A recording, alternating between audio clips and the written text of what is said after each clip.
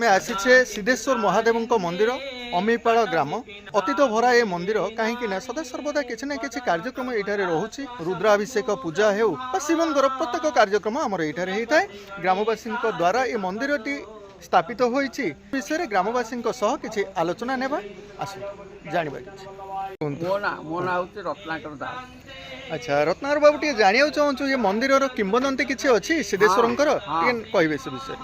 ଆଜିକି 200 ବର୍ଷ ତଳେ ଛୋଟ ଢିଅରେ ଏମାନେ ମାଟି ତଳେ ବିଲ ଗଭୀର ବିଲ ଭିତରେ ମାନେ ତଳେ ମହାଦେବ ବାହାରିଲେ। କିଛି ଖୋଳା ହଉଥିଲା, କାର୍ଯ୍ୟକ୍ରମ କିଛି ଥିଲା ହଉଥିଲା ସେଠି।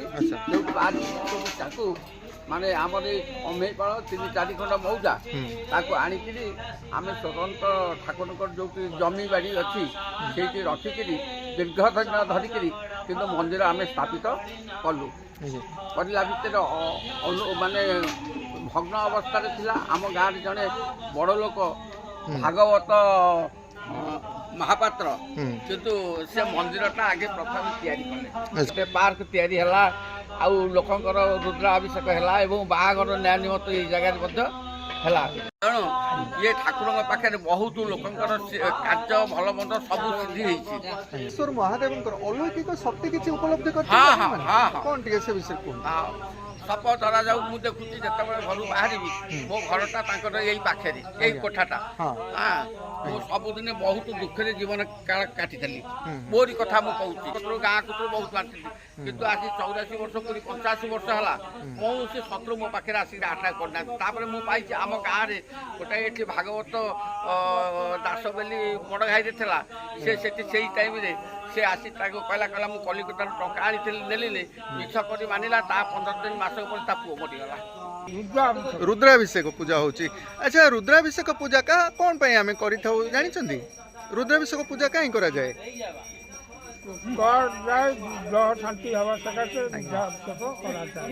ବହୁତ ବଢିଆ କଥା ରଖିଲେ ଆଜ୍ଞା। ଗ୍ରହ ଶାନ୍ତି ନିମିତ୍ତ ଆଉ ଗୋଟେ ରହୁଛି ଆଜ୍ଞା, ଆମର ରିଷ୍ଟ କିଛି ରହିଥିଲେ କାହିଁକି ଆମର ରିଷ୍ଟ କିଛି ରହିଲେ ପଣ୍ଡିତ ମାନଙ୍କ ସହ ଆମେ ସମ୍ପର୍କ ଯୋଡ଼ିଲେ ପଣ୍ଡିତ ମାନେ ଯଦି କହିବେ ରୁଦ୍ରାଭିଷେକ ପୂଜା କରିବା ପାଇଁ ତାପରେ ଆମେ କରିଥାଉ, ନାଇଁ କି? ବହୁତ ବହୁତ ଧନ୍ୟବାଦ ଆଜ୍ଞା। ସିद्धେଶ୍ୱର ମହାଦେବଙ୍କ ମନ୍ଦିର।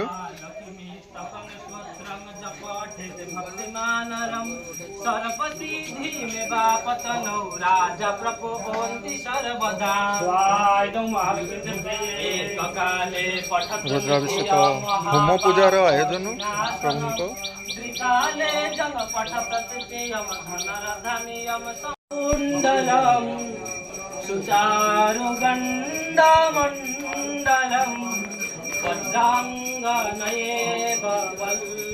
मुख्यं श्रीरामदूतं शरणं प्रपदे। ओम हनुमते रुद्रात्मकाय फट् स्वाहा। फट् स्वाहा इदं हनुमन्ते। हनुमते रुद्रात्मकाय फट् स्वाहा।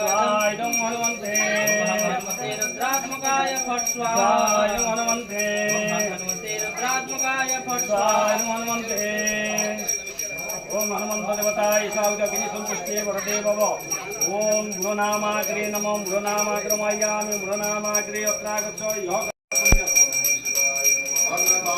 सिद्धेश्वरଙ୍କ ନିକଟରେ ସୁନ୍ଦର ପୂଜାର ବ୍ୟବସ୍ଥା ଆମର ରହୁଛି, ବିଧି ବ୍ୟବସ୍ଥା ରହୁଛି, ଲିଙ୍ଗ ପୂଜା ମଧ୍ୟ ହଉଛି।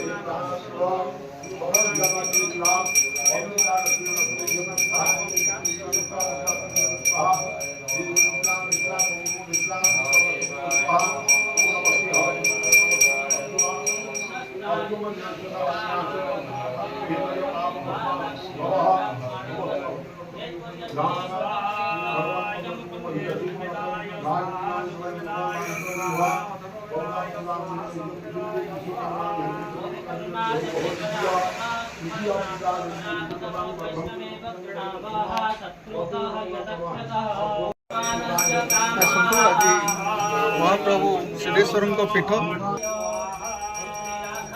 ଆମ ସିद्धେଶ୍ୱର ମହାଦେବଙ୍କ ପୀଠରେ ସୁନ୍ଦର ପାର୍କଟିଏ ରହିଛି। ପିଲାମାନଙ୍କ ଖେଳିବା ପାଇଁ ବସିବା ପାଇଁ ସୁନ୍ଦର ବ୍ୟବସ୍ଥା କରାଯାଇଛି। ଆମର ଆମମାନେ ଏଇ ଯେଉଁ ପିଲାମାନଙ୍କ ଉଦ୍ଦେଶ୍ୟରେ ଏଇ ଯେଉଁ ପାର୍କଟିଏ ରଖିଛେ, ଇଏ କ'ଣ ଆମ ମନ୍ଦିର ଜାଗାରେ ହେଇଛି ନା ଗାଁ ଜାଗାଟା?